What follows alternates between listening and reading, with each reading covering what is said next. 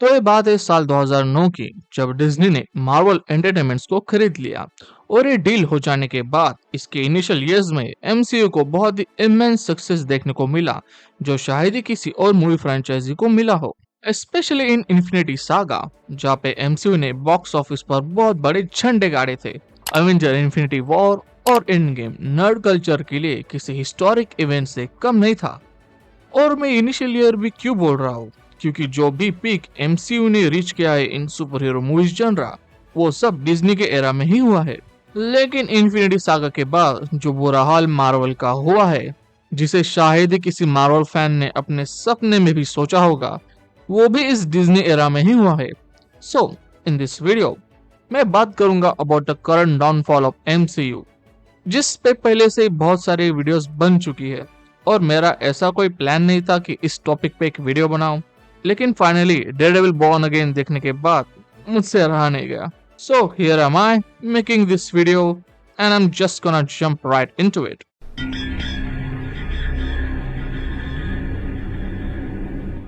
देखो यार, एमसीयू के डाउनफॉल के लिए बहुत सारे रीजंस गिनवाए जा सकते हैं, लेकिन मेरे हिसाब से जिस बात ने मार्वल ब्रांड को सबसे ज्यादा नुकसान पहुंचाया है, वो है मार्वल का क्वांटिटी ओवर क्वालिटी वाला अप्रोच। और ये ऐसे ही नहीं हुआ है, इसके पीछे भी एक बड़ा रीजन है, क्योंकि डिज्नी को भी स्ट्रीमिंग ओटीटी सर्विस के रेस में उतरना था। So they had to go to to with streaming giants like Netflix and Prime Video. And to do just that, Disney को भी अपना कैटलॉग बड़ा करवाना पड़ा। तो होना क्या था, डिज्नी मैनेजमेंट के कहने पर मार्वल ने धड़ाधड़ प्रोजेक्ट अनाउंस कर दिए। और शुरुआत में फैंस को भी बहुत अच्छा लगा, क्योंकि बहुत सारा एमसीयू का माल देखने को मिलेगा। लेकिन रियलिटी कुछ और ही निकली। इन फेज 4 मूवीज की साइड में हमें क्वालिटी इनकंसिस्टेंसी देखने को मिलती है, जैसे कि ब्लैक विडो के बाद शांग-ची, इटर्नल्स के बाद नो वे होम और थॉर लव एंड थंडर के बाद वकांडा फॉरएवर। यहाँ पर आप एक पैटर्न नोटिस करोगे कि एक ओवरऑल अच्छी मूवी के बाद मार्वल एक घटिया मूवी देने लगा। और ये क्वालिटी इनकंसिस्टेंसी का ट्रेंड फेज 5 में भी कंटिन्यू रहता है। लाइक एंटमैन 3 के बाद गार्डियंस 3, द मार्वल्स के बाद डेडपूल एंड वुल्वरीन, और captain America brave new world के बाद थंडरबोल्ट्स, और शुड आई से न्यू एवेंजर्स, या जो भी इसका नाम है। अब ये तो रही मूवी साइड की बात, लेकिन असली भसड़ तो मार्वल के टीवी सीरीज प्रोजेक्ट में चल रही थी। अगर सही से देखा जाए तो मार्वल ब्रांड के रेपुटेशन को सबसे ज्यादा डैमेज इन्हीं टीवी सीरीज ने किया है।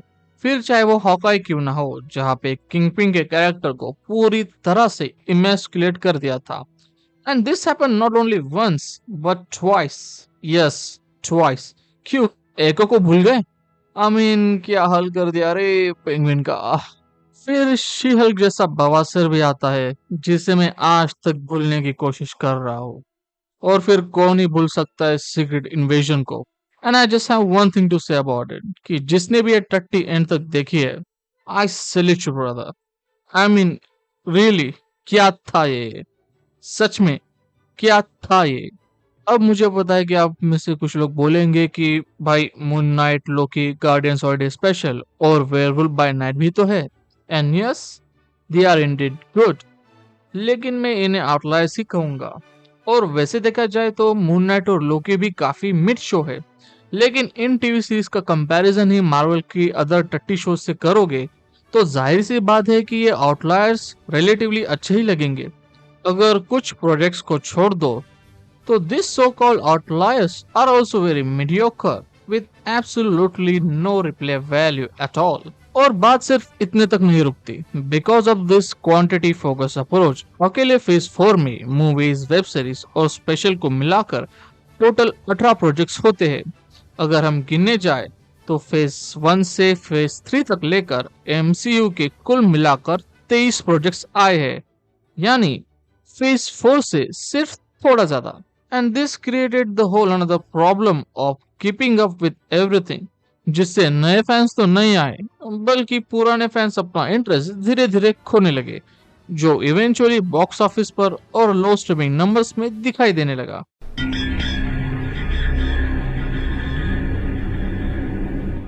अब देखो यार, पोस्ट एंड गेम के बाद एमसीयू पर एमसीयू और वो खोने के बहुत सारे एलिगेशंस लगे हैं, और ये हमें ज्यादातर अमेरिका और वेस्टर्न कंट्रीज के तरफ से देखने को मिलता है। एक पूरी एंटी वोक यूट्यूबर्स की टोली यूट्यूब पे बनी पड़ी है। YouTubers like Critical Drinker and Neurotic gained a lot of popularity by talking about wokeism in MCU and in Hollywood industry in general. और इस टॉपिक पर अब इंडियन यूट्यूबर्स भी पहले से ज्यादा फुटेज देने लगे हैं। खैर, अब जिन्हें पता नहीं कि ये MCU क्या है, तो उनके जानकारी के लिए बता दूं कि ये टर्म मार्वल को ट्रोल करने के लिए फैंस के द्वारा यूज किया जाता है। आपने नोटिस किया होगा कि पोस्ट एंड गेम के बाद फीमेल सुपर हीरोज की संख्या काफी बढ़ चुकी है, और ये सब हुआ है DEI और फीमेल रिप्रेजेंटेशन के नाम पे। और वैसे देखा जाए तो अपने आप में ये कोई बुरी बात भी नहीं है। लेकिन जो फीमेल सुपर हीरोज फेज 4 में इंट्रोड्यूस किए गए हैं, they are very poorly written and not very likeable. और इन सारे फीमेल सुपर हीरोज में आप एक पैटर्न नोटिस करोगे, that they are very strong, independent, who doesn't need any help from anyone। और ये female super heroes natural born genius होते हैं, so obviously they are good at everything than their male counterpart, and because they have no flaws, तो struggle, hard work and perseverance की तो बात ही छोड़ दो। तो अगर ऐसे ही डल और boring female super heroes character पर मूवी या टीवी सीरीज बनाते रहोगे, जिसकी मेन कैरेक्टर के साथ स्टोरी भी घटिया है, तो एक ना एक दिन ऑडियंस का इंटरेस्ट अपने आप ही कम हो जाएगा। और ऐसा ही होते हुए हमें दिख रहा है, क्योंकि अब मार्वल की मूवीज फ्लॉप भी हो रही है, और टीवी शोज पर तो कोई कुत्ता भी लघु शंका करने के लिए तैयार नहीं। फिर आती है भाई मार्वल की जेंडर स्वैप करने की बीमारी, जैसे कि टास्क मास्टर को टास्क मिस्ट्रेस बना देना, और फैंटास्टिक फोर्स मूवी में सिल्वर सर्फर को भी जेंडर स्वैप कर देना। और हाँ, मैं जानता हूँ कि कॉमिक्स में शाला बॉल का female version of silver surfer exist करता है, बट ये कॉमिक एक लिमिटेड रन के लिए ही थी, और हार्डकोर मार्वल फैंस को छोड़कर बाकी किसी को पता भी नहीं कि यह कैरेक्टर एक्चुअली एग्जिस्ट करता है। So why not just go with the OG Norman red version of silver surfer. लेकिन ये सब इतने तक नहीं रुकता। मार्वल एक और ट्रिक यूज करता है, जिससे उस पर MCU होने के एलिगेशंस काफी सेंस बनाते हैं, और उस ट्रिक का नाम है द बेट एंड स्विच। तो इसे अगर एग्जांपल से समझना हो तो डॉक्टर स्ट्रेंज मॉम को देख लो। अब इस मूवी के टाइटल के हिसाब से मूवी का मेन कैरेक्टर डॉक्टर स्ट्रेंज होना चाहिए, लेकिन मूवी की पूरी स्टोरी वांडा और अमेरिका चावेस के अराउंड रिवॉल्व करती है। बल्कि ये दोनों ही इस मूवी के मेन कैरेक्टर्स फील होते हैं, और डॉक्टर स्ट्रेंज एक सपोर्टिंग कैरेक्टर की तरह।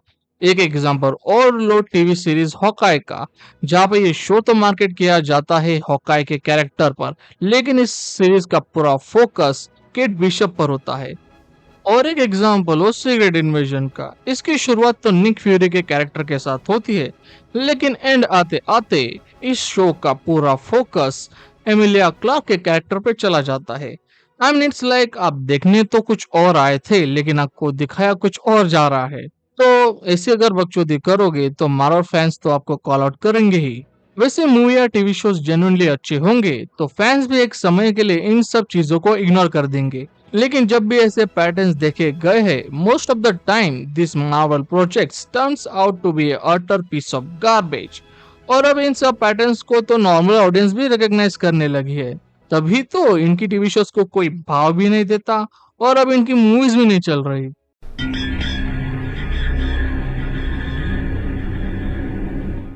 MCU होने के अलावा मार्वल पर वोक होने के भी एलिगेशन बहुत सारे लगते हैं। आप बेसिकली ये कह सकते हो कि ये MCU वाली प्रॉब्लम ओरिजिनेटी हुई है वोकिज्म से, और ये वोकिज्म का इशू फेज 4 से ही उठ रहा है। एक सेक्शन ऑफ मार्वल फैंस ये एलिगेशन लगा रहे हैं कि मार्वल अब अपने टीवी शोज और मूवी के थ्रू कोई ना कोई पॉलिटिकल मैसेजिंग देने की और ऑडियंस पर बार बार पेंडर करने की कोशिश में लगा रहता है। अब फैल्कन एंड विंटर सोल्जर का ही देख लो, जहाँ पे टेररिस्ट सिंपथाइजिंग नैरेटिव को फैन से बहुत ज्यादा क्रिटिसिज्म मिला है। प्लस मार्वल की DI हायरिंग की तो अलग ही कहानी चल रही है। जैसे कि शेल को ही देख लो। शेल को बनाते समय मार्वल ने ऐसे राइटर्स को हायर किया जिन्होंने अपने लाइफ में कभी भी एक कॉमिक नहीं पढ़ी है, और ये लोग राइटर्स कम और एक्टिविस्ट ज्यादा लगते हैं। इसी वजह से तो शेल्क ने इतना हगा है। फिर मार्वल का अपने कैरेक्टर्स के साथ जेंडर और रेस स्वैप करना तो चलता ही रहता है। जैसे कि रिसेंटली आई हुई स्पाइडरमैन एनिमेटेड शो को ही देख लो, जहाँ पे मेकर्स ने हैरी और नॉर्मन ऑसबॉर्न को ब्लैक कैरेक्टर बना दिया है, और पीटर के सारे फ्रेंड्स भी किसी डाइवर्सिटी हायर से कम नहीं लगते। But still, this animated show was pretty good despite being surrounded with all these kinds of woke controversies.